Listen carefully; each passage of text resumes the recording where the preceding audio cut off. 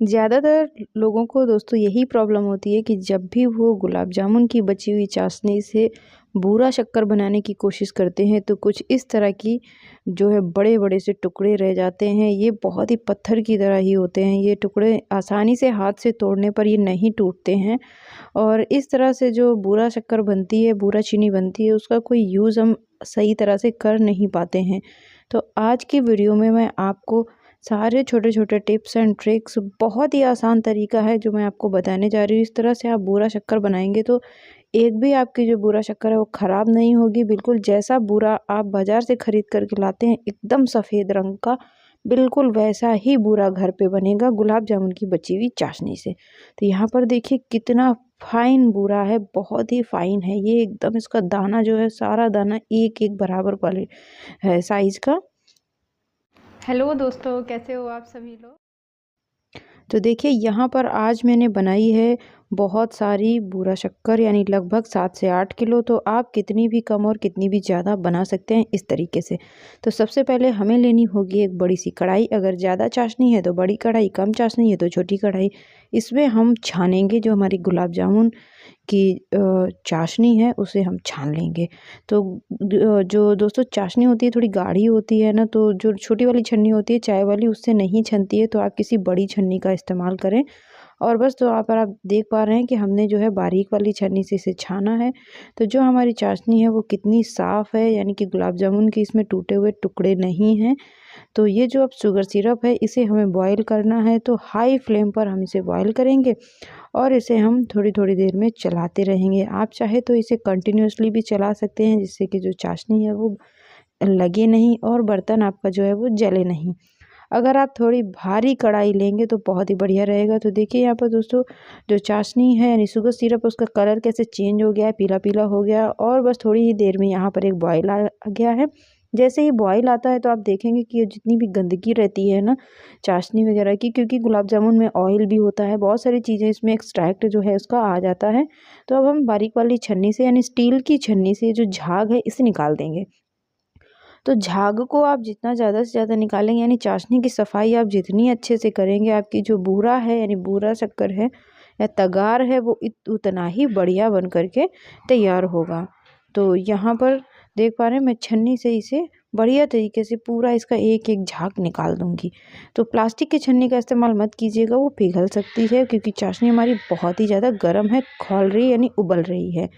तो बस यहाँ पर जो है इसी तरीके से इसे हमें उबालते रहना है। अगर बीच-बीच में कहीं पर भी आपको झाग दिख जाए तो आप उसे निकाल दीजिए। अब दोस्तों इसे टेस्टिंग करने के लिए इस तरह से आप पानी का इस्तेमाल कर सकते हैं। यानी कटोरी में पानी लीजिए और डालिए। तो अभी तो जो हमारी चाशनी है बहुत ही पतली है दोस्तों, इसलिए ये बिल्कुल इसमें घुल गई है। तो अगर आप पहली बार बना रहे हैं तो यहाँ पर मैं आपको एक-एक स्टेज पे दिखा रही हूँ, थोड़ी-थोड़ी देर में 2 से 4 मिनट के अंतर में चाशनी को हम टेस्ट कर रहे हैं, जिससे कि अगर आप पहली बार बना रहे हैं तो आपको कोई भी दिक्कत ना आए। तो बेसिकली हमें चाहिए हार्ड बॉल, यानी सॉफ्ट बॉल होता है, एक हार्ड बॉल होता है कंसिस्टेंसी, तो हमें चाहिए यहाँ पर हार्ड वाली बॉल। तो ये देखिए दोस्तों यहाँ पर ये थोड़ी-सी अब हार्ड होना शुरू हो गई है। वापस से हम एक बार फिर इसे चेक करेंगे। हमें चाहिए बहुत ही हार्ड चाशनी चाहिए। यानी ये जो बॉल बने, जब आप इसे किसी बर्तन में गिराएँ, प्लेट में गिराएँ तो कट या खन की आवाज़ आनी चाहिए। तो देखिए कितनी बढ़िया तरीके से जो हमारी चाशनी है वो उबल रही है। वैसे तो आप देखकर भी अंदाज़ा लगा सकते हैं कि जो चाशनी है हमारी कितनी गाढ़ी हो चुकी है। तो जब इस तरह की गाढ़ी हो जाए तो गैस से या चूल्हे से आप इसे नीचे उतार लीजिए, गैस को बंद कर दीजिए और इसे बराबर हिलाना है इस स्टेज पर। आप देखेंगे कि जो बबल्स बन रहे हैं उसमें थोड़ी-थोड़ी सी शक्कर बनने लगती है, तो बस वही स्टेज होती है जब आपको इसे नीचे उतार लेना है और बराबर चलाते रहना है। चलाना आपको बिल्कुल भी बंद नहीं करना है, इसे कंटिन्यूअसली हिलाते रहना है।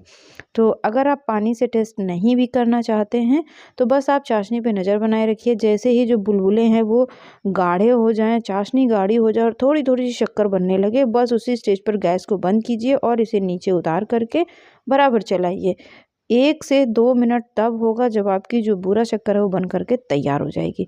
अभी यहाँ पर जो आप देख पा रहे हैं तो आपको लग रहा होगा देखकर कि इसका कलर कितना ज़्यादा लाल है, यानी कि ऑरेंज दिख रहा है। ये गरम की वजह से है। जैसे-जैसे आप इसे बराबर हिलाएँगे, अच्छी तरीके से ठंडा करेंगे, इसीलिए आपको हमेशा बड़ा बर्तन लेना होता है। उसमें जो हमारी बूरा शक्कर है, ये जो चाशनी है जल्दी ठंडी होती है, जिसकी वजह से जो शक्कर है बहुत ही सफ़ेद बनती है। और जो पत्थर बनने के चांसेस होते हैं, यानी कि जो बड़े बड़े चंक्स रह जाते हैं, बड़े बड़े टुकड़े रह जाते हैं, उसके जो चांसेस रहते हैं बहुत ही कम रहते हैं। इसमें बड़े बड़े टुकड़े नहीं बनते हैं। जैसे कि मैंने आपको स्टार्टिंग में दिखाया था, जो टुकड़े थे वो बहुत ज़्यादा मेरे बड़े नहीं थे। तो अब यहाँ देखिए मैं इसे बराबर चला रही हूँ।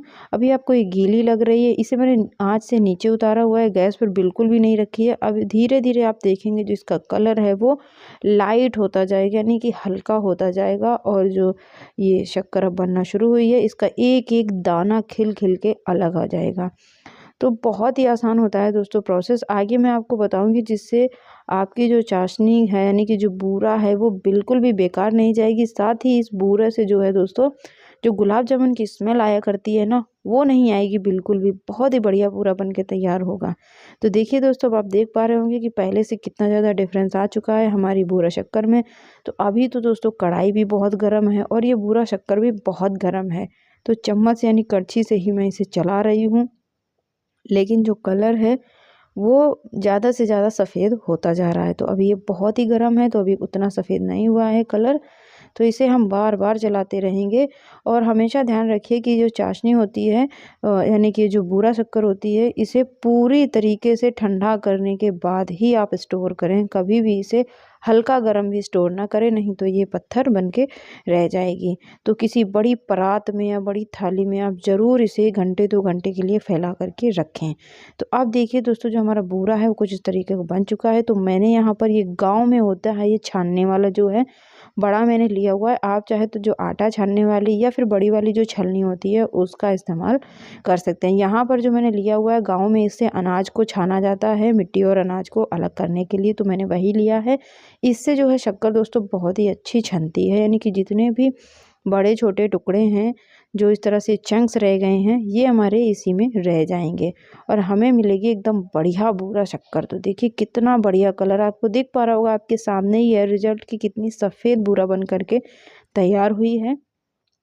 और जो चंक्स निकले हैं उसका हम आगे क्या करेंगे, वो भी मैं आपको उसका भी सॉल्यूशन बता देती हूँ। अभी बिल्कुल टाइम नहीं लगेगा, 1 मिनट के अंदर आप उसको भी जो है बढ़िया तरीके से करके रख लीजिए। तो देखिए यहाँ पर जो टुकड़े हैं वो ठंडे हो गए हैं, तो डाल लेंगे हम इसे मिक्सर जार में। छोटा वाला जो मिक्सर है, अगर आपके पास मिक्सर जार नहीं है तो आप किसी भी कूटने वाली चीज़ से, सिलबट्टे में इसे कूट करके वापस से छान लीजिए। तो देखिए मैंने इसे मिक्सी में पीस लिया है, तो इसे छानने की भी ज़रूरत नहीं है, बहुत ही बढ़िया पिस गई है। और इसे हम इसी में मिला लेंगे। तो अभी मैंने जो है यहाँ पर आधी शक्कर बनाई, यानी मैंने जितनी चाशनी अभी ली हुई थी, अभी मेरे यहाँ उतनी ही चाशनी और रखी हुई है। तो मैं उसका भी इसी प्रोसेस से सेम तरीके से ही बनाऊंगी। तो दोस्तों वीडियो अच्छी लगी हो तो लाइक एंड शेयर ज़रूर कीजिएगा।